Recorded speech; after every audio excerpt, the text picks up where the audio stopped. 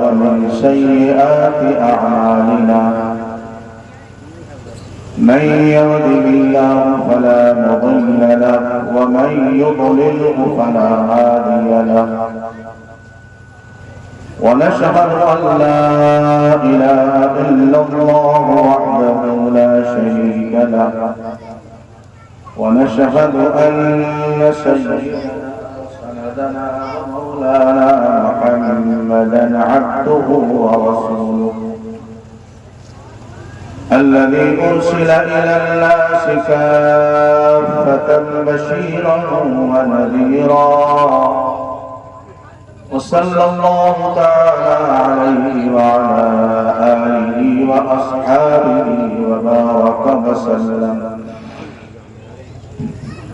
وبارك وسلم تسليما كثيرا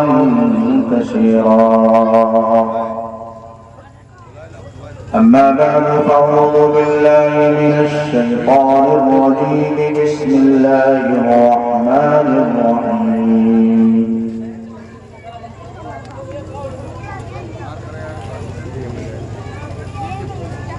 قل إن كان آباؤكم وأبناؤكم وإخوانكم وأزواجكم وعشيرتكم وأموال اقترفتموها وتجارة تخشون كسادها ومساكن ترضونها أحب إليكم من الله ورسوله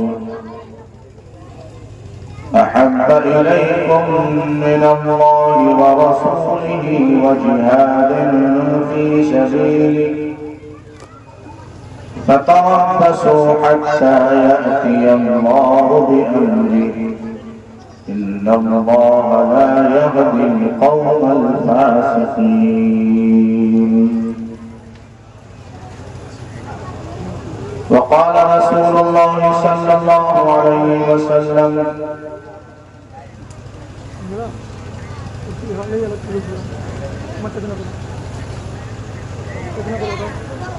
تركت فيكم أمرين لن تضلوا ما تمسكتم بهما كتاب الله وسنة رسوله صلى الله عليه وسلم.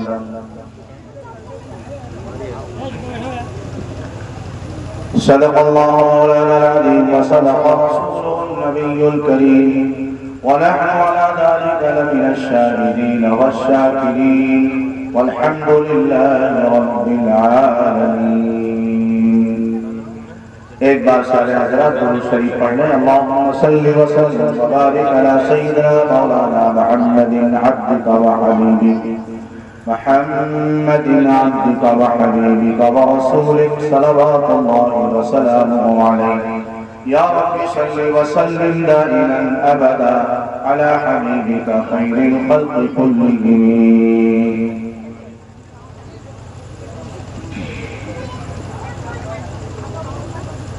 تھوڑا ایکو کم کر دیں. ٹھیک آواز سمجھ میں آنی چاہیے میں کیا کہہ رہا ہوں.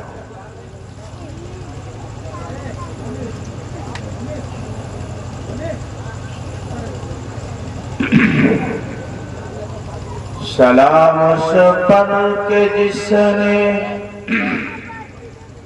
بے کسوں کی دستگیری کی. سلام اس پر کہ جس نے بے کسوں کی دستگیری کی. سلام اس پر کہ جس نے بادشاہی میں فقیری کی. سلام اس پر کہ جس نے بادشاہی میں فقیری کی. سلام اس پر کہ جس کے گھر نہ چاندی تھی نہ سونا تھا. سلام اس پر کہ جس کے گھر نہ چاندی تھی نہ سونا تھا. سلام اس پر کہ ٹوٹا بوریا جس کا بچھونا تھا. سلام اس پر کہ ٹوٹا بوریا جس کا بچھونا تھا، سلام اس پر کہ اسرار محبت جس نے سمجھائے، سلام اس پر کہ اسرار محبت جس نے سمجھائے، سلام اس پر کہ جس نے زخم کھا کر پھول برسائے، سلام اس پر کہ جس نے زخم کھا کر پھول برسائے، سلام اس پر کہ جس نے دشمنوں کو بھی قبائیں دی، سلام اس پر کہ جس نے دشمنوں کو بھی قبائیں دی، سلام اس پر کہ جس نے گالیاں کھا کر دعائیں دی، سلام اس پر کہ جس نے گالیاں کھا کر دعائیں دی، سلام اس پر کہ جس نے بادشاہی میں فقیری کی۔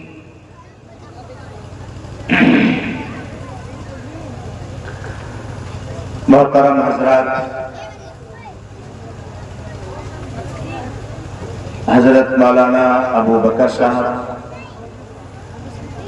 حضرت مولانا شعیب صاحب مظاہری، جناب حافظ و قاری محی الدین صاحب، دیگر شعراء کرام اور حضرات علماء کرام، میرے بزرگوں، بھائیوں، دوستوں، جن حضرات کو پیشاب لگا ہو، چائے کا تقاضا ہو، نیند کا تقاضا ہو، وہ ابھی چلے جائیں۔ اگر درمیان میں اٹھیں گے میں فوراً دعا کرنا۔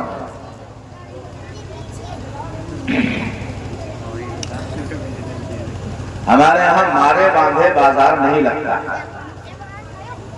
اگر آپ سننا چاہیں گے تو ہم سنائیں گے۔ اسی لیے میں نے ذمہ داروں سے کہا آخری درجہ ہے، مجھے آپ 10 بجے ضرور بٹھا دیں۔ امام اہل سنت حضرت مولانا عبدالشکور صاحب رحمۃ اللہ علیہ کا شروع کیا ہوا اجلاس تقریباً 87 سال سے احاطے شوکت علی میں 15 روزہ ہوتا ہے۔ اس کا نظام یہ ہے کہ 9:10 پر مقرر بیٹھ جائے گا، 10:10 پر دعا ہو جائے گی۔ لکھنؤ کے لوگ بڑے ٹرینڈ ہیں ماشاءاللہ، 8:45 بجے پورا ہال آپ کو خالی نظر آئے گا، 9 بجے پورا ہال بھر جائے گا، 10:30 بجے سارا خالی ہو جائے گا۔ حضرت فرمایا کرتے تھے اگر جلسے کی وجہ سے فجر کی نماز میں سستی پیدا ہو جائے تو جلسہ وبال ہے۔ جلسہ کیا ہے؟ وبال ہے۔ اور اگر جلسے کی وجہ سے فجر کی نماز چھوٹ جائے تو جلسہ عذاب ہے۔ کوئی مطلب نہیں، سارا خرچ بیکار، سب۔ اس لیے میں گزارش کر رہا ہوں آپ حضرات سے کہ جلسوں کو اصلاح کا ذریعہ بنائیے، منورنجن کا تماشا مت بنائیے۔ یہ منورنجن نہیں ہے، نہ نوٹنکی کا اسٹیج ہے خدا کے لیے۔ اللہ کے واسطے اس کی سادگی کو برقرار رکھنا۔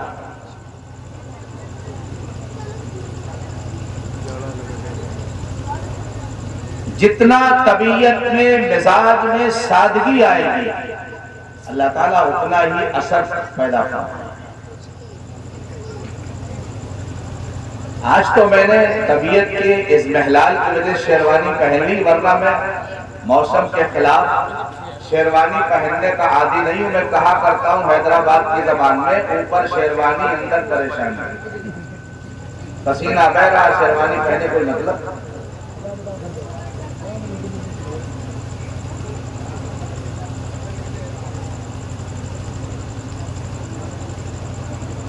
حضرت مولانا عمار صاحب رحمۃ اللہ علیہ، حضرت شاہ وسیع اللہ صاحب رحمۃ اللہ علیہ، حضرت مولانا شاہ محمد صاحب پرتاپ گڑھی رحمۃ اللہ علیہ کے خلیفہ تھے۔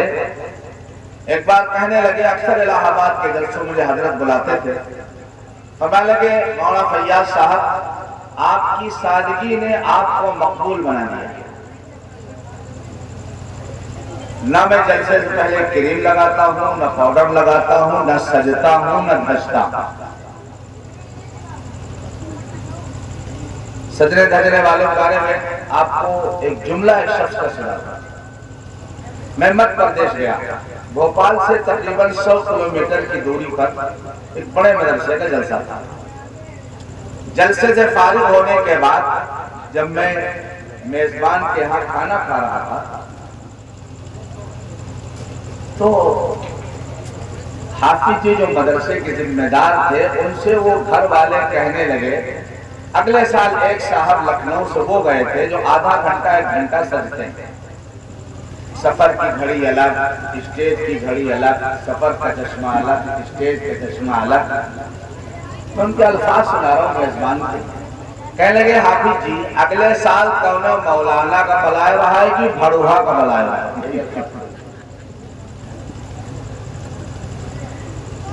آدمی سمجھتا میری عزت اس سے بڑھے گی.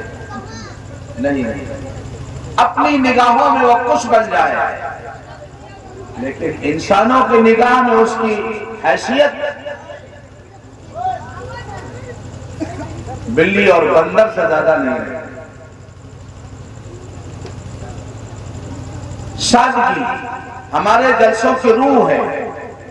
امام الانبیاء ہم سب کے آقا سیدی و مولائی حضرت محمد الرسول اللہ، سب کہو صلی اللہ علیہ وسلم، ہم کو ایک سادہ زندگی سکھلائی.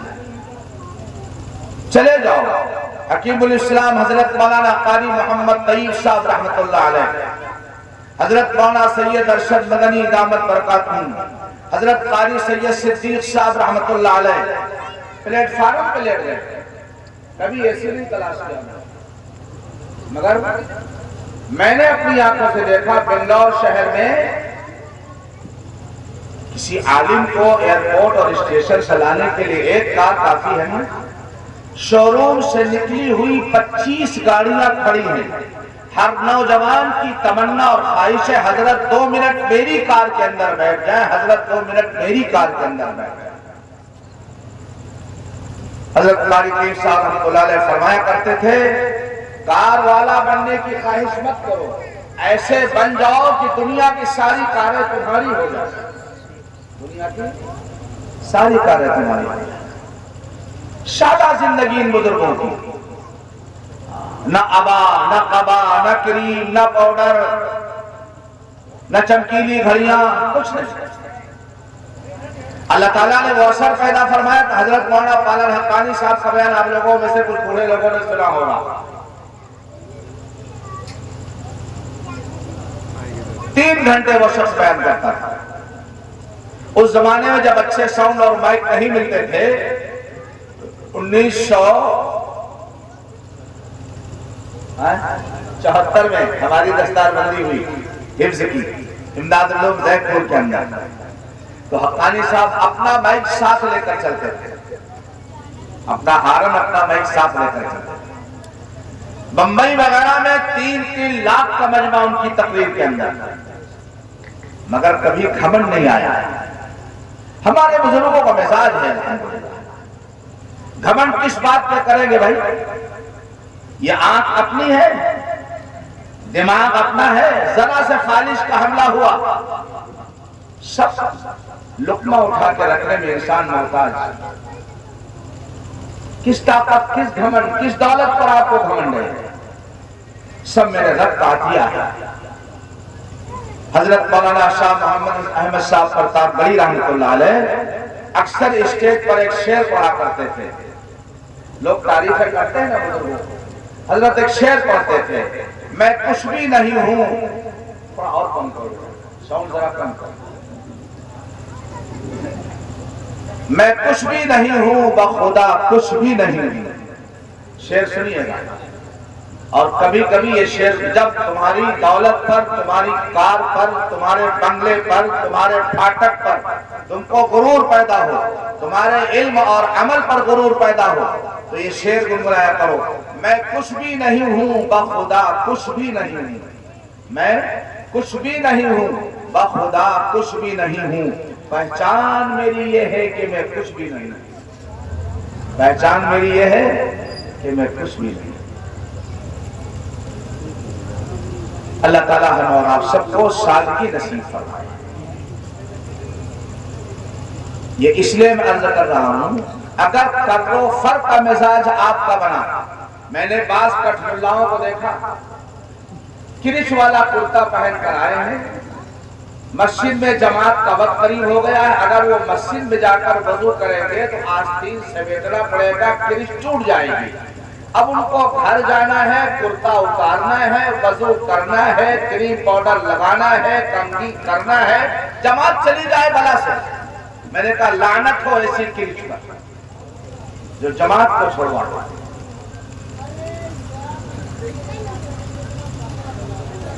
آپ کی زندگی میں سادگی آ جائے گی، آپ کا پیسہ بچے گا۔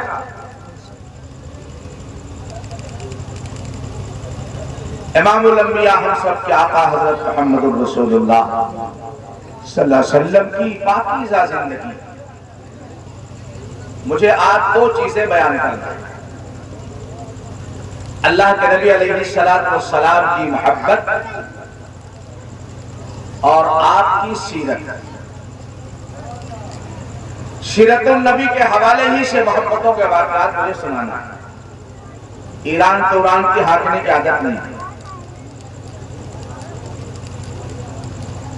صحابہ کرام رضوان اللہ علیہ اجمعین، ایک بات میں دعوے کے طور پر کہہ رہا ہوں، آپ اس کو اپنے دل کی ڈائری پہ نوٹ کریں۔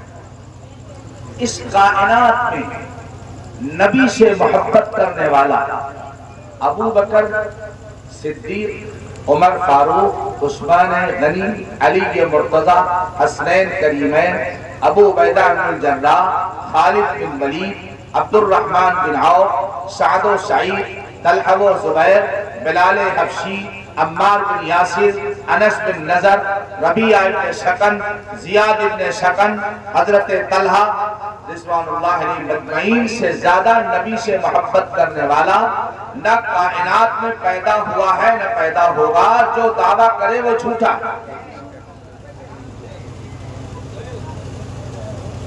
اسٹیج پر پھولوں کے ہار پہن کر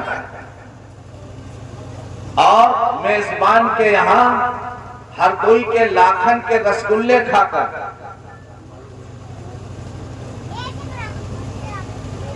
نعرے لگانا بہت آسان ہے۔ جب جان جوکھم میں پڑی ہوئی ہو اس وقت عشق مصطفیٰ کا حق ادا کرنا، یہ صحابہ کرام ہی کا دل گردہ تھا۔ اللہ کے نبی علیہ السلام مکہ مکرمہ میں حرم مقدس میں بیت اللہ کے قریب آپ نماز پڑھ رہے ہیں، کفار آپ پر ٹوٹ پڑے، حضور کو ستانا شروع کر دیا۔ ابو بکر صدیق کو پتا چلا رضی اللہ عنہ، پتا چلا کہ اللہ کے نبی کو کافروں نے گھیر لیا ہے۔ ابو بکر صدیق پہنچے اور حضور پر لیٹ گئے۔ کافروں نے، مکے کے ظالموں نے حضور کو تو چھوڑ دیا، ابو بکر کو اتنا مارا اتنا مارا اتنا مارا کہ ابو بکر بے ہوش ہو گئے۔ گھر والے اٹھا کر لائے۔ 3 دن کے بعد ہوش آیا ابو بکر صدیق کو۔ کتنے دن کے بعد بھائی؟ 3 دن کے بعد۔ کیا حال رہا ہوگا ابو بکر صدیق کی والدہ کا، ابو بکر صدیق کے باپ کا؟ 3 دن کے بعد جب ہوش آیا تو سب سے پہلا جملہ ابو بکر صدیق کی زبان سے جو نکلا وہ یہ تھا، میرے محبوب نبی کا کیا حال ہے؟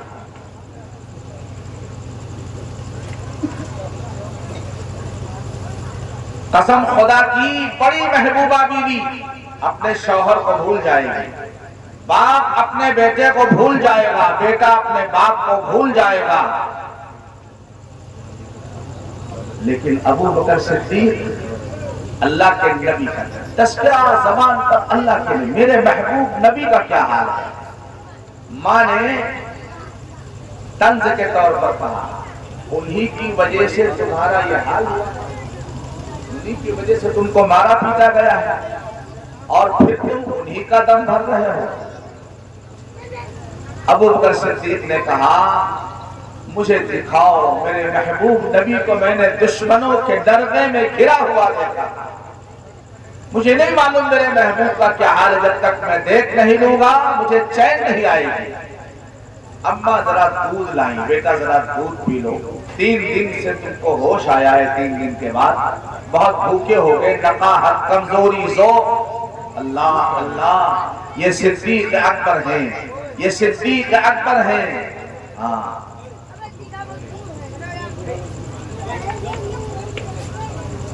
بھئی چائے نہ پلاؤ بیٹا، اے چائے والے چل یہاں سے، بیان کے بعد ڈسٹرب مت کرو، بول میں رہا ہوں، وہ لوگ خاموش ہیں۔ بیان کے بعد چائے، بیان کے بعد شیرینی۔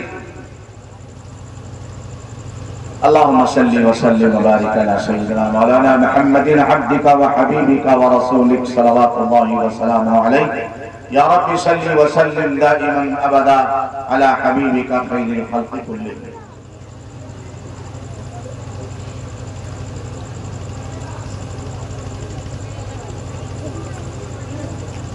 کہا ایک دودھ کا قطرہ نہیں، پانی کا قطرہ حلق میں اتارنا ابو بکر کے لیے حرام ہے، جب تک میں اپنے آقا کی زیارت نہ کروں۔ حضور نے منع تو نہیں کیا تھا ابو بکر دودھ مت پینا، پانی مت پینا، حضور نے منع تو نہیں کیا تھا۔ یہ کہ یہ عشق ہے، یہ عشق مصطفیٰ ہے صلی اللہ علیہ وسلم۔ صدیق اکبر نے کہا حرام ہے میرے لیے دودھ قطرے پانی کے قطرے کا حلق سے اتارنا جب تک میں اپنے آقا کو نہ دیکھوں۔ انتظار کیا گیا، عرب میں دوپہر کو سناٹا ہو جاتا ہے، آج بھی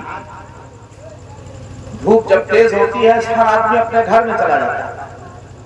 انتظار، جب دوپہر کا وقت ہوا سارے لوگ اپنے گھروں میں گھس گئے کیونکہ خطرہ تھا ابو بکر صدیق کو دوبارہ کوئی تکلیف نہ پہنچا دے۔ ابو بکر صدیق کو سہارا دے کر حضور کے دولت قدے تک۔ درمیان میں جبل معترضہ کے طور پر ایک بات عرض کر دوں، اس فقیر کی خوش نصیبی ہے اللہ کے نبی علیہ السلام کا وہ مبارک گھر جس میں آپ پیدا ہوئے تھے، مکہ المکرمہ میں اللہ نے مجھے 2002 میں 2 گھنٹے بیٹھنے کا موقع نصیب فرمایا۔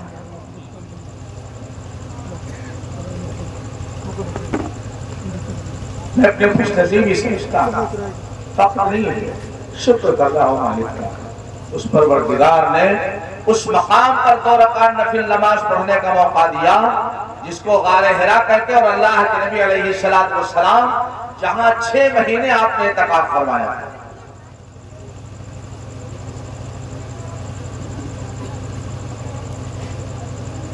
ابو بکر صدیق کو لایا گیا، سرکار دو عالم صلی اللہ علیہ وسلم نے دیکھا، اٹھے اور ابو بکر صدیق سے لپٹ گئے۔ حضور بھی رو رہے ہیں، ابو بکر بھی رو رہے ہیں۔ یہ محبت کے آنسو تھے، یہ ہمدردی کے آنسو تھے، یہ خیر خواہی کے آنسو تھے، یہ مروت کے آنسو تھے۔ میرے دوستوں اور بزرگوں، یہ ہیں وہ حضرات جنہوں نے عشق رسالت کا حق ادا کیا، عشق رسالت کا حق ادا کیا۔ جب یہ حق ادا کیا تو رب کائنات نے مقام کیا دیا معلوم؟ ساری دنیا جانتی، ساری دنیا جانتی۔ ابو بکر صدیق کا مزار کہاں ہے بھائی؟ چندوارے میں، منی پور میں، ندی کے کنارے۔ اللہ اللہ، جس جگہ کے بارے میں آقا نے فرمایا تھا ما بین بیتی و منبری روضۃ من ریاض الجنہ، میرے نبی کی زبان مبارک سے نکلے ہوئے الفاظ ہیں۔ حضور نے فرمایا تھا میرے گھر جس میں میں رہتا ہوں جو حجرہ عائشہ صدیقہ کہلاتا ہے، جو آج میرے نبی کا مزار اقدس ہے، حضور نے اپنی حیات میں فرمایا تھا میرے گھر اور میرے منبر کے درمیان کی جو جگہ ہے وہ جنت کے باغوں میں سے ایک باغ ہے۔ جنت کے باغوں میں سے ایک باغ ہے. حضور کا روضہ جنت ہے کہ نہیں؟ بولو. ارے بولو حضور کا روضہ جنت ہے کہ نہیں؟ ابو بکر صدیق کا مزار کہاں ہے؟ سنو مختصر. انتقال ہوا. انتقال سے پہلے صدیق اکبر کی بیٹی عائشہ صدیقہ جو میرے پاک نبی کی سب سے محبوبہ بیوی تھی، امی جان عائشہ صدیقہ رضی اللہ عنہا آئیں. کہ ابو جان اجازت دیجئے میں آپ کے لیے کفن کی نئی چادریں منگانا. صدیق اکبر کی سادگی دیکھو. فرمایا بیٹی نئی چادریں نیا کپڑا تو زندہ لوگوں کے لیے زیادہ مناسب ہے، میری پرانی چادروں میں مجھے کفن دے دینا. میری پرانی چادروں میں مجھے کفن دے دینا.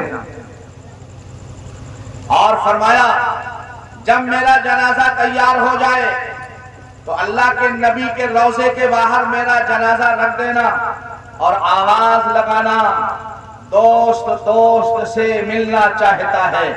اگر اللہ کے نبی کے روضے سے آواز آئے کہ ہاں ابو بکر کو میرے بغل میں دفن ہونے کی اجازت ہے، تم مجھے دفن کر دینا، ورنہ عام مسلمانوں کے قبرستان جنت البقیع کے اندر مجھے دفن کر دینا. صدیق اکبر کا جنازہ تیار کیا گیا، نبی کے روضے کی دیوار سے لگا کے رکھا گیا اور امی جان عائشہ صدیقہ نے حضور سے عرض کیا یا رسول اللہ آپ کا دوست ابو بکر آپ کے پڑوس میں آپ کے پیچھے آپ کے بغل میں دفن ہونے کی تمنا رکھتا ہے. قبر مبارک سے روضہ اقدس سے آواز آئی اوصل الحبیب الی الحبیب، دوست کو دوست سے ملا دو. اللہ نے یہ صلہ دیا ابو بکر صدیق کی محبت کا. سارے انسان ولی ہوں، محدث ہوں، شاعر ہوں، مقرر ہوں، فقیہ ہوں، مجتہد ہوں، قیامت کے بعد جنت میں جائیں گے، لیکن ابو بکر و عمر تمہاری عظمت پر میں قربان ہو جاؤں. اللہ نے مرنے کے بعد فوراً تم کو نبی کے روضے میں دفن ہونے کا موقع عطا فرما کر جنت کے اندر فوراً خدا نے داخل فرما دیا. ساری دنیا کے انسان قیامت کے بعد جنت میں جائیں گے، لیکن ابو بکر و عمر اللہ کے نبی کے بغل میں دفن ہیں.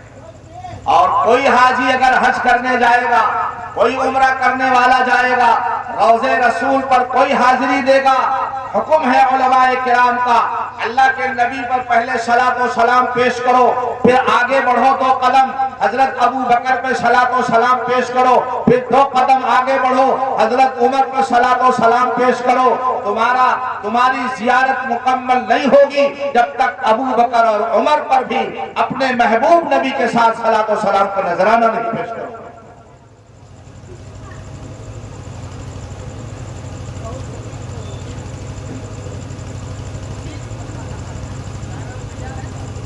عشق مصطفیٰ ذرا اور آسان زبان میں سمجھانا. حضرت علی کرم اللہ وجہہ حضور کے داماد ہیں. کون ہے بھائی؟ یا آپ کے لیے نہیں، ان حضرات کے لیے بتا رہا ہوں. کون ہے بھائی؟ حضور کے داماد ہیں. حضرت فاطمہ حضور کی سب سے چھوٹی اور چہیتی اور لاڈلی بیٹی. عقیدے کے طور پر ایک بات بتا کے جا رہا ہوں. حضور کی ایک بیٹی نہیں، 4 بیٹیاں. کتنی بھائی؟ 4 بیٹیاں اور 4 داماد تھے حضور کے. سب سے پہلی بیٹی کا نام حضرت زینب رضی اللہ عنہا، ان کے شوہر کا نام ابو العاص ابن ربیع. ابو العاص ابن ربیع. حضور کی دوسرے داماد کا نام، پہلے ابو لہب کے 2 بیٹوں سے حضور کی 2 بیٹیوں کا نکاح ہوا تھا. جب سورہ تبت یدا ابی لہب نازل ہوئی تو ابو لہب نے اپنے بیٹوں کو بلا کر کہا کہ اگر تم معاذ اللہ محمد کی بیٹیوں کو طلاق نہیں دو گے تو تمہارے ساتھ میرا کھانا پینا حرام ہے. حضور کی بیٹیوں کو طلاق دلوانے والے کا نام کیا ہے؟ بولو. ارے کیا ہے؟ ارے بولو نا. ابو لہب. ابو لہب ملعون نے حضور کی بیٹیوں کو طلاق دلوایا. جو لوگ آج کسی مسلک اور مشرب کو آڑ بنا کر کسی کی بہن بیٹی کو طلاق دلوا رہے ہیں وہ ابو لہب کے بھتیجے ہیں، ان کا محمد رسول اللہ سے کوئی تعلق نہیں ہے.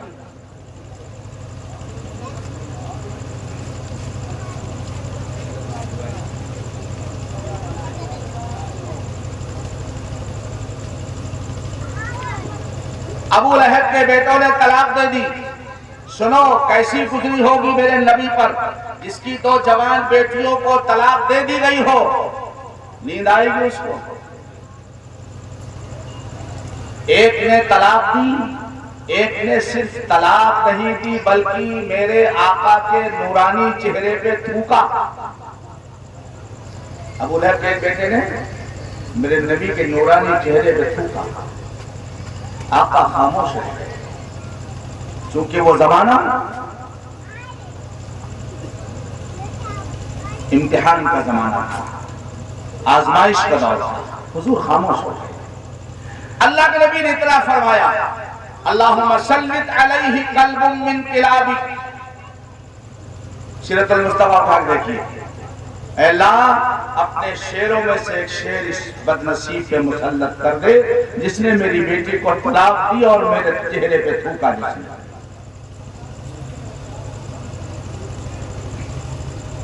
ایک قافلہ جا رہا تھا ملک شام.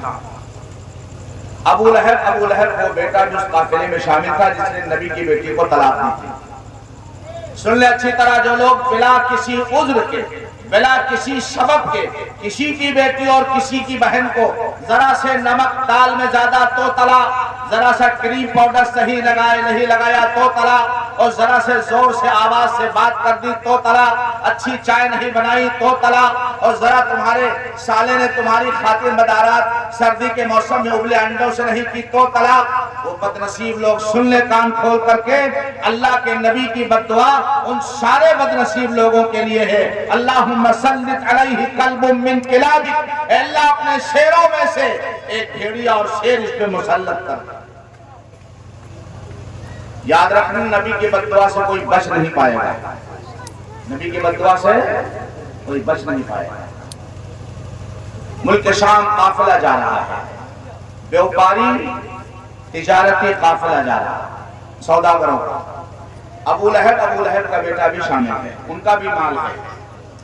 ملک شام کے قریب ایک جنگل میں لوگوں نے پڑاؤ ڈالا. وہاں مشہور تھا کہ یہاں شیر اور چیتے زیادہ ہیں. ابو لہب کو خطرہ ہوا کہ کہیں اللہ تھے تو یہ کافر تھے نبی کے نہ ماننے والے, مگر نبی کی بات کا یقین کتنا تھا. میرے دوستوں, کلمہ پڑھنے والوں, ایمان والوں, اگر آج ابو لہب کو جتنا نبی کی بات پر یقین تھا اتنا نہیں, اس کا 10% یقین ہم کو اور آپ کو ہو جائے تو یہ سارے جو تماشے ہو رہے ہیں نا شادی بیاہ کے اندر, یہ سب اللہ ختم کر دے. ابو لہب نے کہا مجھے محمد کی بد دعا سے خطرہ نظر آ رہا ہے. کب بد دعا دی ہے؟ مکے میں, ملک شام کے قریب مکہ مکرمہ سے تقریباً 1200 کلومیٹر کی دوری پر جنگل میں ایک پڑاؤ ڈالا ہے. لوگوں نے کہا گھبرائیے مت, سامان کا ڈھیر بنایا گیا ایک ٹیلے جیسا. کہا تمہارا بیٹا اوپر لیٹ جائے, ہم لوگ چاروں طرف لیٹیں گے, شیر آئے گا تو پہلے نیچے ہی تو آئے گا, ہم نمٹ لیں گے اس سے, تمہارے بیٹے تک نہیں پہنچ پائے گا. یہ حکمت عملی اختیار کی. ابو لہب کے بیٹے کی حفاظت کے لیے نبی سے بد دعا, نبی کی بد دعا سے بچنے کے لیے یہ ہیلا اختیار کیا. وَمَكَرُوا وَمَكَرَ اللَّهُ وَاللَّهُ خَيْرُ الْمَاكِرِينَ. انہوں نے مکاری کی, سازش کی, پلاننگ کی. اللہ ایک تدبیر کر رہا تھا, وہ اپنی تدبیریں کر رہے تھے, اللہ اپنی تدبیر کر رہا تھا. واللہ خیر الماکرین, اللہ بہترین تدبیر کرنے والا ہے. اللہ بولو بہترین تدبیر کرنے والا ہے. جب اللہ تدبیر کرتا ہے تو ظالموں کی ساری تدبیریں فیل ہو جاتی ہیں, ہوا کے غبارے کی طریقے سے وہ ختم ہو جاتی ہیں. کہا تمہارا بیٹا ٹیلے پہ سو جائے سا, ہم لوگ سب نیچے سوئیں گے, شیر آئے گا تو پہلے ہم کو چھیڑے گا نا. آدھی رات کو سب سو گئے, شیر آیا. لکھا ہے مورخین نے سب کے چہروں کو سونگھا. پتہ یہ چلا گستاخ رسول کے منہ سے ایسی بدبو آتی ہے جس کو خدا کی مخلوق شیر بھی پہچانتا ہے، یہ میرے نبی کی شان میں گستاخی کرنے والا بدنصیب انسان ہے۔ سب کے منہ اور چہروں کو سونگھا، جب اس کا مقصود اور مطلوب اور شکار نہیں نظر آیا تو چھلانگ لگائی اس نے اور ٹیلے پہ سامان کے ٹیلے پہ گیا اور ابو لہب کے بیٹے کی گردن کو پکڑ کر کے اس نے اپنے پنجوں اور دانتوں کو چبھویا اور اس کا خون لیا۔ جب اس نے شور مچایا، جب تک لوگ دوڑے تب تک اس کا کام تمام ہو گیا۔ ابو لہب کے بدنصیب بیٹے کا کام تمام ہو گیا۔ تبت یدا ابی لہب وتب ما اغنى عنہ مالہ وما کسب۔ سورہ یاد ہے؟ نہیں یاد ہے؟ اتنی چھوٹی سورہ نہیں یاد؟ آپ کو یاد ہے؟ امتحان تو یہی ہے نا۔ اگر میں یہ جو ہے نا جھین جھپڑ والوں سے میں پوچھوں میرے نبی کی خالی 4 بیٹیوں کے نام بتا دو تو ہوا نکل جائے۔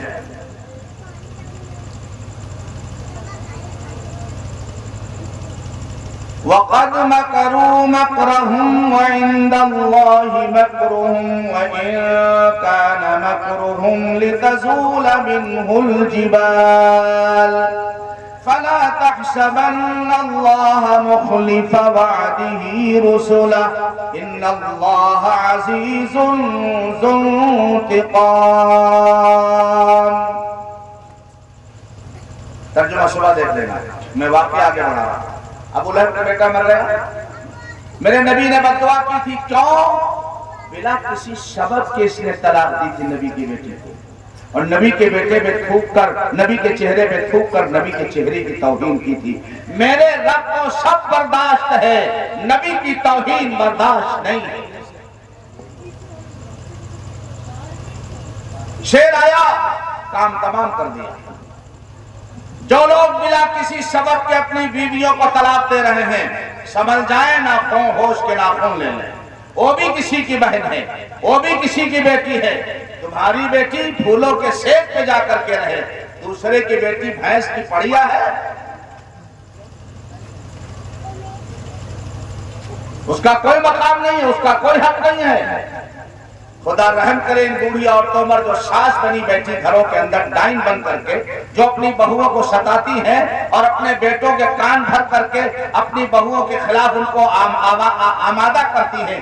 آج ابھی کی بات ہے، رائے بریلی ضلع میں رستہ منہ ایک گاؤں، وہاں سے ایک بیٹی فون کر رہی تھی مجھے، مولانا صاحب اللہ کے واسطے آپ جلسے میں ہیں، دعا کر دیجئے، میرا شوہر سعودی میں ہے، میری نند میری سانس نے اس کے کان بھر دیے ہیں، اس نے میرا فون بلاک کر رکھا ہے، 1 مہینے سے مجھے بخار ہے، نہ دوا کے پیسے بھیجتا ہے، نہ اس کی ماں میرا علاج کراتی ہے۔ ان ظالم بوڑھیوں کے ساتھ کیا اللہ کا ڈنڈا نہیں چلے گا؟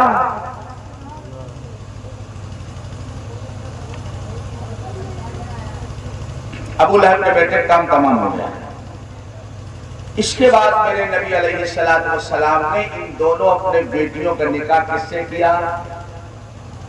بولو، کامل الحیاء والایمان سیدنا حضرت عثمان بن عفان رضی اللہ عنہ کے ساتھ۔ میں خالی حضرت عثمان کی اگر فضیلت بیان کروں فجر کی اذان ہو جائے گا، پھر میں شہداء اسلام میں چلا جاؤں گا، مدح صحابہ میں۔ عثمان غنی کے ساتھ پہلا نکاح حضرت رقیہ کا، حضور کی دوسرے نمبر کی صاحبزادی حضرت رقیہ رضی۔ پہلی بیٹی کا نام زینب، دوسری بیٹی کا نام رقیہ۔ جب حضرت رقیہ کا انتقال ہو گیا تو اللہ کے نبی علیہ السلام نے عثمان غنی کا نکاح اپنی تیسری صاحبزادی حضرت ام کلثوم کے ساتھ کیا۔ کس کے ساتھ کیا؟ جب ام کلثوم کا بھی انتقال ہو گیا تو میرے نبی نے بات فرمائی، وہ اپنے جو ہے گرہ کے اندر باندھ کر کے لے جانا۔ اللہ کے نبی نے فرمایا، عثمان، اللہ اس کے رسول کی نگاہ میں تیرا مقام اتنا عظیم ہے اتنا بلند ہے. اگر مجھے 10 بیٹیاں ہوتی، ایک کا نکاح کرتا، اس کا انتقال ہو جاتا، میں دوسری بیاہ دیتا، اس کا انتقال ہو جاتا، میں تیسری تیری نکاح میں دے دیتا، اس کا انتقال ہو جاتا، یہاں تک کہ 10 کی 10 بیٹیاں میں تیرے نکاح کے اندر دے دیتا. نبی کی نگاہ میں عثمان غنی کا کتنا اونچا مقام ہوگا. آج کا کوئی بہت بڑا سیٹ ہو اور اس سے شادی کوئی اپنی بیٹی کی کر دے اور اس کا انتقال ہو جائے، بہت محبت کرے گا، داماد سے دوسری بٹیا کا بیاہ کر دے گا. اگر دوسری بٹیا کا بھی انتقال ہو جائے تو کیا کہے گا؟ یہ ناسکھیاں کو بٹیا بھی آئی بھیا. یہ کہے گا نہیں کہے گا؟ جو جاد وہی کے ناس ہو جا، جو جاد وہی کے ناس ہو جا. نبی فرماتے ہیں اللہ کے علم سے جو خدا نے آپ کو علم عطا فرمایا تھا، اگر 10 بیٹیاں ہوتی یکے بعد دیگرے میں 10 کی 10 بیٹیاں عثمان تیرے نکاح کے اندر نہ.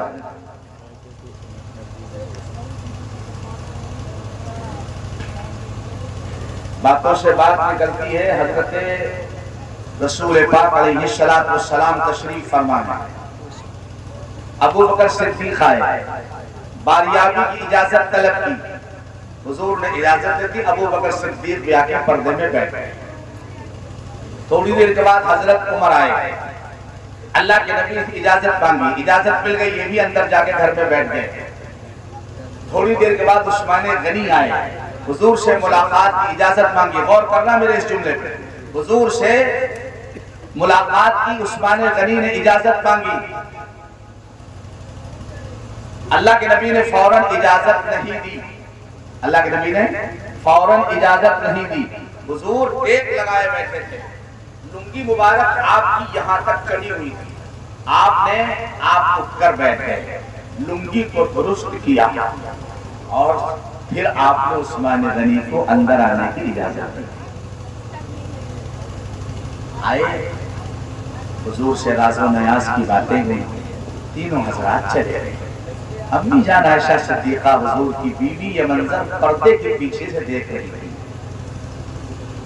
جب سب چلے گئے تو حضرت عائشہ صدیقہ اپنے شوہر سرتاج تاجدار انبیاء حضرت محمد مصطفیٰ علیہ السلام کی خدمت میں آئیں اور ناز کے انداز کے اندر کہا، یا رسول اللہ، میرے ابو بکر آئے تو آپ نے ان کا کوئی اکرام نہیں کیا، آپ دیکھ لگائے بیٹھے رہے.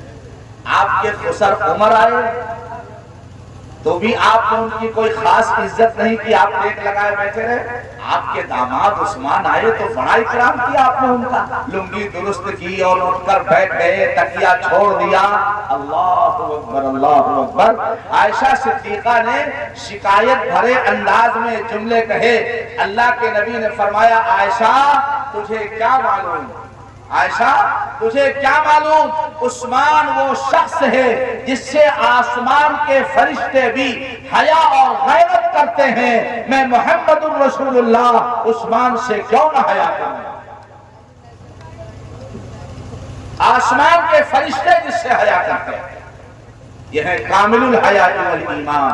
اگر کبھی آپ نے جمعہ کا دوسرا خطبہ غور سے سنا ہوگا تو آپ نے جملے سنے ہوں گے، افضل البشر بعد الانبیاء بالتحقیق امیر المؤمنین سیدنا ابی بکر الصدیق. خطیب پڑھتا نہیں پڑھتا ہے. وعلى الناطق بالصدق والصواب امیر المؤمنین سیدنا عمر بن الخطاب. وعلى كامل الحياء والإيمان أمير المؤمنين عثمان بن عفان. وعلى أسد الله الغالب أمير المؤمنين سيدنا علي بن أبي طالب كرم الله وجهه. یہ سارے بزرگ ہمارے سروں کے تاج ہیں. میں یہ بتا رہا تھا عشق مصطفیٰ. اللہ کے نبی علیہ السلام نے عثمان غنی سے 2 بیٹیوں کا نکاح کر دیا.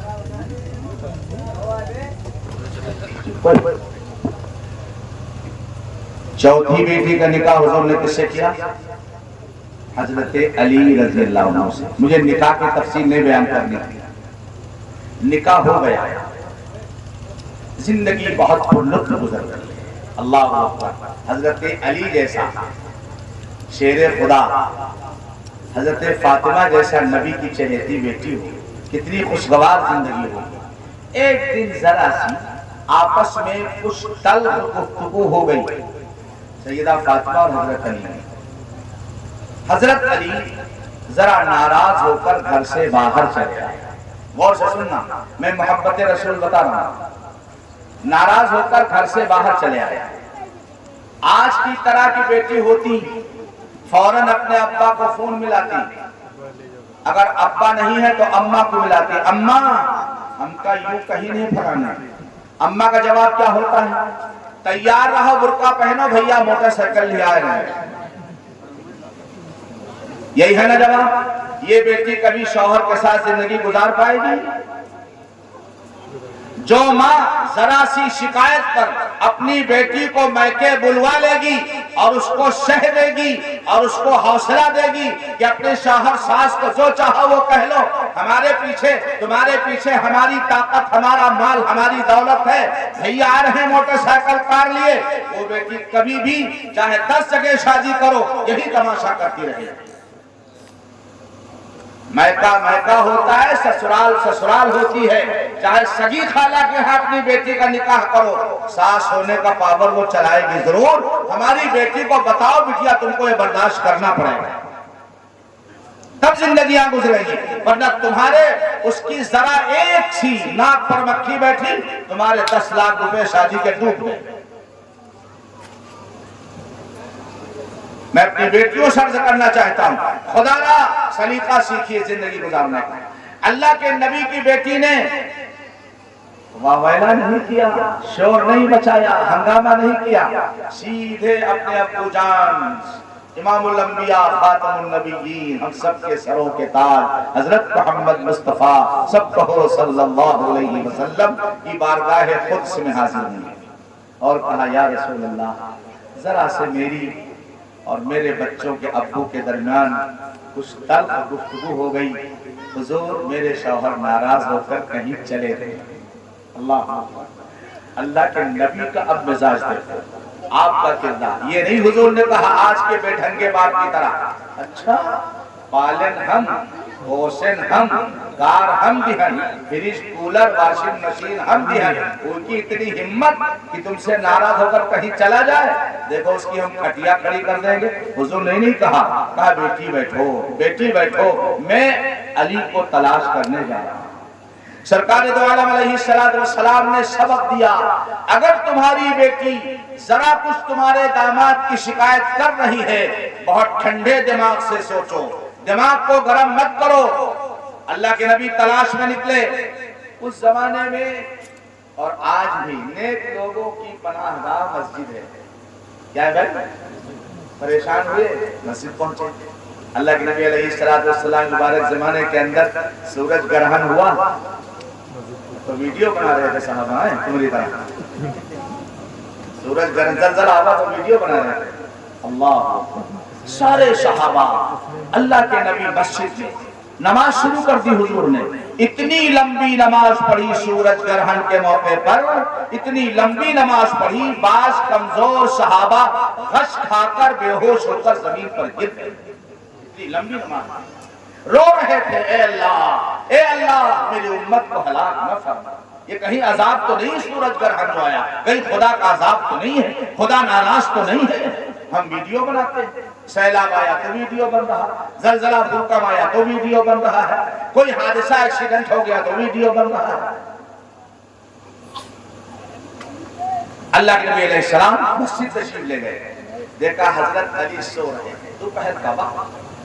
مجھے دوستو ماشاءاللہ آپ کی مسجد میں نے دیکھی، ماشاءاللہ آپ نے مکرانے کا پتھر لگا رکھا ہے نا، بہت خوبصورت ہے. اللہ اور آپ سب کے جان و مال میں برکت نصیب فرمائے. مجھے خوشی ہوئی مسجد دیکھ کر کے آپ کی الحمدللہ. میں اللہ کے نبی کی مسجد اس زمانے میں کچا فرش، مٹی سے لیپا ہوا، قالین نہیں ہے، چٹائیاں نہیں ہیں. حضرت علی اسی مٹی پہ لیٹے ہوئے، پسینہ نکلا، مٹی گیلی ہو گئی، حضرت علی کی پشت اور پیٹھ سے چپک گئی.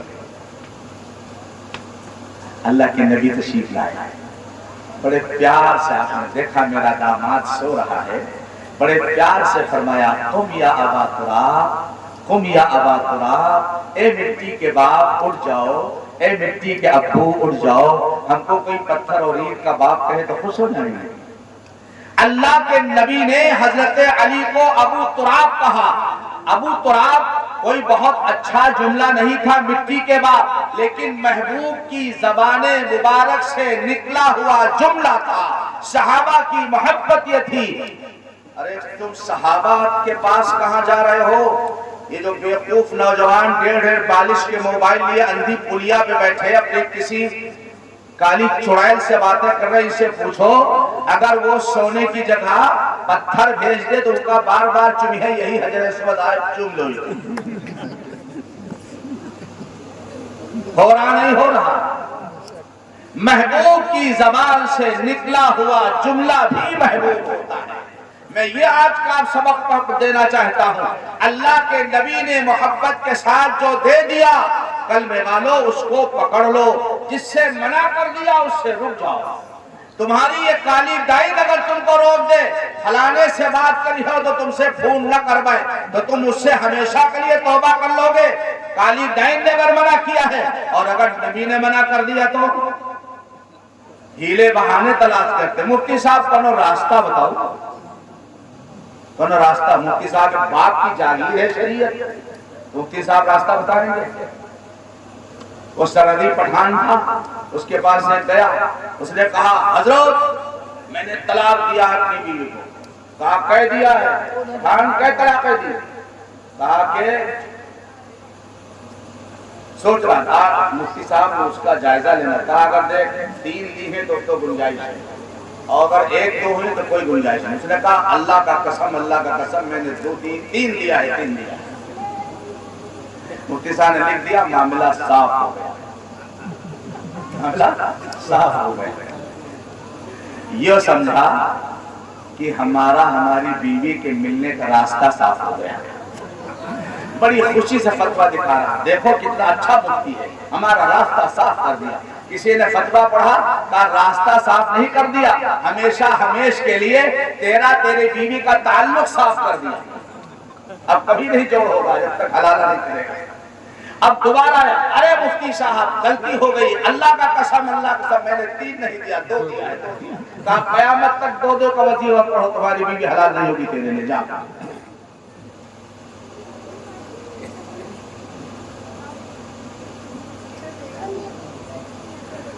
محبوب کی زبان سے نکلا ہوا جملہ بھی بولو محبوب ہوتا ہے۔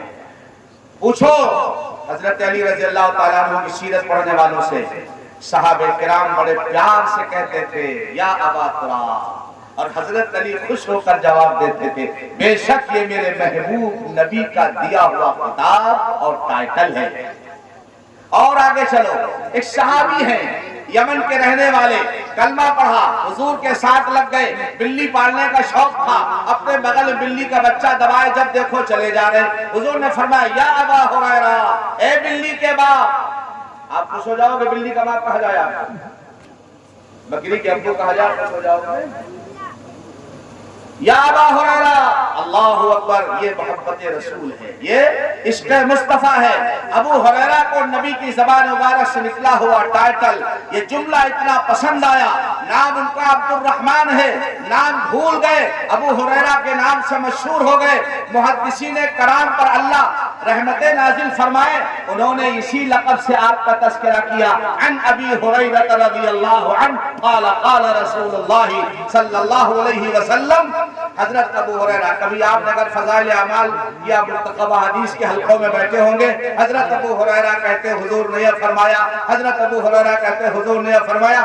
اصلی نام گم ہو گیا، جو نام نبی نے دیا تھا محبت کے ساتھ، یا ابا ہریرہ، اے بلی کے ابو، اسی نام سے مشہور ہو گئے۔ کبھی کسی صحابی نے کہا یار حضور نے تمہاری توہین کر دی بلی کا باپ کہہ کر کے، اللہ اکبر۔ محبوب کی زبان سے نکلا ہوا جملہ بھی محبوب ہوتا ہے، محبوب ہوتا ہے۔ محبت تجھ کو آداب محبت خود سکھا دے گی، محبت تجھ کو آداب محبت خود سکھا دے گی.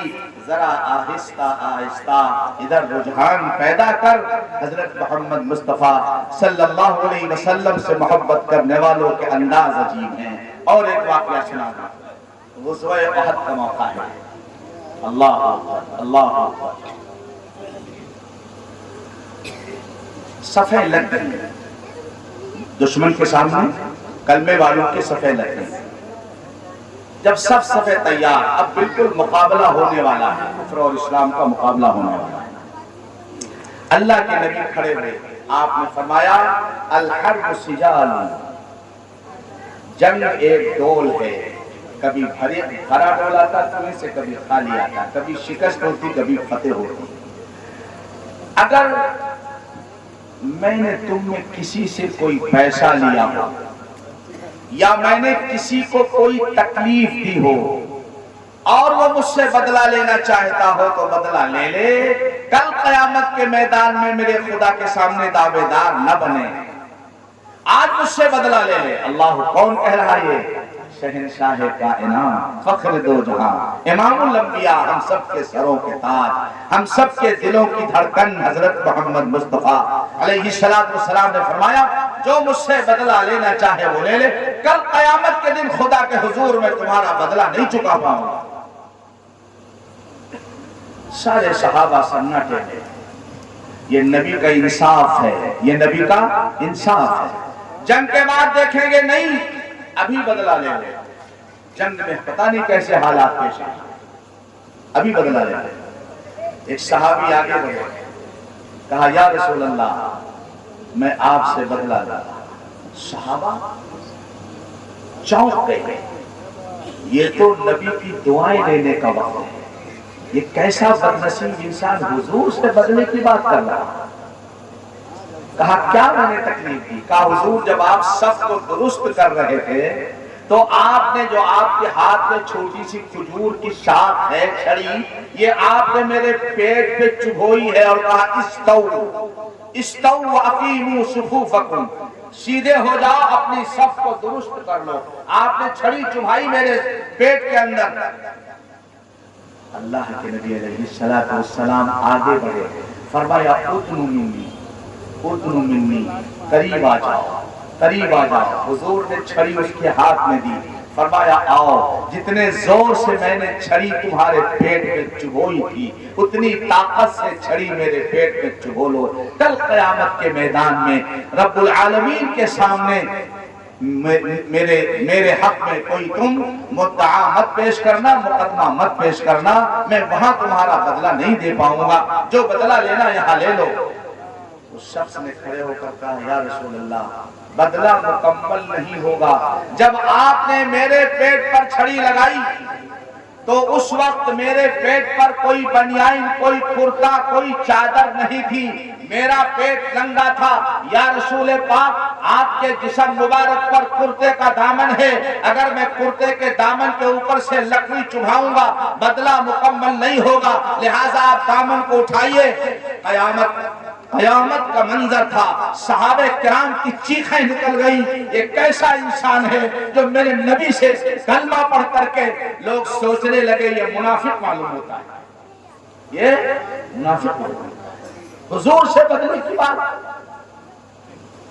اللہ کے نبی علیہ السلام موجود ہے, کسی صحابی کی ہمت نہیں ہے کہ اس بدلہ لینے والے صحابی کو ٹوکے. حضور موجود. اللہ کے نبی نے دامن اٹھا دیا, شکم مبارک کو کھول دیا, کہا آجا, جس طرح میں نے تجھے پیٹ پہ چھڑی چبھائی ہے بدلہ لے لے. آگے بڑھا, آگے بڑھا اور آگے بڑھا, چھڑی کو زمین پہ ڈال دیا اور حضور کے جسم سے لپٹ گیا اور ادھر چوما, ادھر چوما, ادھر بوسا دیا, ادھر بوسو قرار کیا, اور جب ہٹا تو صحابہ کی سمجھ میں آیا یہ اس بہانے سے نبی کے جسم کو چومنا چاہتا تھا, نبی کے جسم کا بوسا لینا چاہتا تھا. کہنے لگا یا رسول اللہ فدا کا بھی و امی, میرے ماں باپ آپ پہ قربان ہو, یہ جنگ کا میدان ہے, مجھے امید ہے میں شہید ہو جاؤں گا, میں اللہ کی جنت پہ چلا جاؤں گا, لیکن میری تمنا تھی کہ آپ آخری وقت ہو اور آپ کے جسم کو میرے ہونٹ چوم رہے ہو، اس تمنا کو پورا کرنے کے لیے میں نے یہ پورا شرنت کرا تھا، یہ پورا میں نے جو پلاننگ کی تھی، حضور مجھے بدلہ کہاں لینا تھا، مجھے تو آپ کے جسم سے چمٹنا تھا، آپ کے جسم کو چومنا تھا، آپ کے مبارک شکم کو بوسہ دینا تھا۔ میرے عزیزوں، میرے دوستوں، یہ ہے محبت رسول علیہ السلام کرنے والے۔ ایک صحابی ہل چلا رہے ہیں، سنو، ہل چلا رہے ہیں، اس سے بھی بڑی عجیب بات ہے، ہل چلا رہے ہیں، کسی نے بتایا اللہ کے نبی پردہ فرما رہے ہیں، مدینہ منورہ کے باغ میں ہل چلا رہے ہیں، کاشتکاری کر رہے ہیں، کسی نے بتایا اللہ کے نبی کا وصال ہو گیا، انتقال ہو گیا، وفات ہو گئی، پردہ فرما رہے ہیں، ہل چھوڑ دیا، خدا الگ رکھ دی، ہاتھ اٹھائے، ہاتھ اٹھائے، ہاں ہاں دنیا میں ایسے بھی نبی کے عاشق پیدا ہوئے ہیں، ہاتھ اٹھائے اور کہا اے اللہ یہ آنکھیں آپ نے اس لیے دی تھی تاکہ میرے تیرے نبی کے روح اقدس اور چہرے انور کی زیارت کروں، جب نبی نہیں رہ گئے میں اب ان آنکھوں سے جس سے میں نے تیرے نبی کے چہرے کو دیکھا ہے میں اور کسی کو دیکھنا نہیں چاہتا، لہذا اے اللہ اگر تیرے نبی دنیا میں نہیں رہے تو مجھے اندھا بنا، میں نے کسی کو دیکھنا چاہتا، میں کسی کو نہیں دیکھنا چاہتا، یہ آنکھیں اس لیے تھی تیرے نبی کا دیدار کروں، تیرے نبی کے چہرے کی زیارت کروں، اے اللہ اب میں کسی اور کو دیکھنا نہیں چاہتا۔ اللہ تبارک و تعالیٰ نے کتنی تڑپ کر کے دعا کی ہوگی، پروردگار عالم نے قبول فرمائی اور اس صحابہ کو خدا نے نبی نہ بنایا۔ اندر کھانا نہ کھانے کے لوگ ملیں گے، محبوبہ کی محبت میں پانی نہ پینے کی قسم کھانے والے لوگ ملیں گے، مگر آنکھوں کا نذرانہ خدا کے حضور پیش کر دیں نبی کی محبت پہ، پوری دنیا کی داستان اٹھا کے دیکھ لو کوئی ایک تم کو نہیں ملے گا۔ یہ میرے نبی کی صحابہ کا کمال تھا، یہ محبت رسول تھی، عشق مصطفیٰ تھا صلی اللہ علیہ وسلم کہ انہوں نے اپنے آپ کو اندھا رکھنا پسند کیا، نبی کے چہرے کی زیارت کے بعد کسی اور کا چہرہ دیکھنا پسند نہیں۔